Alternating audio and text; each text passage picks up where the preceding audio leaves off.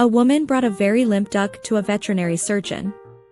As she laid her pet on the table, the vet pulled out his stethoscope and listened to the bird's chest.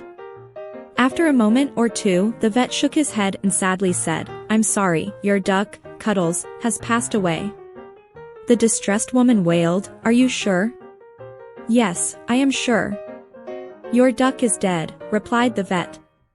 "How can you be so sure?" she protested. "I mean, you haven't done any testing on him or anything. He might just be in a coma or something." The vet rolled his eyes, turned around, and left the room. He returned a few minutes later with a black Labrador retriever.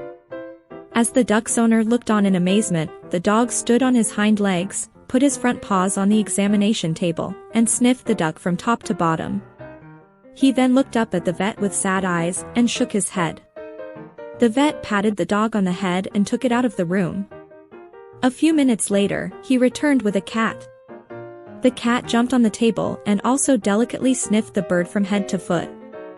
The cat sat back on its haunches, shook its head, meowed softly, and strolled out of the room. The vet looked at the woman and said, "I'm sorry, but as I said, this is most definitely, 100% certifiably, a dead duck." The vet turned to his computer terminal, hit a few keys, and produced a bill, which he handed to the woman. The duck's owner, still in shock, took the bill. $1,500, she cried.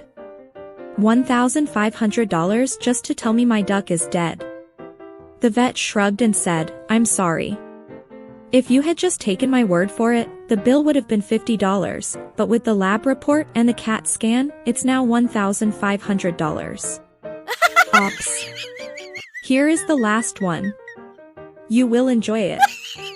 A woman, cranky because her husband was late coming home again, decided to leave a note, saying, "I've had enough and have left you. Don't bother coming after me." Then she hid under the bed to see his reaction. After a short while, the husband comes home, and she can hear him in the kitchen before he comes into the bedroom.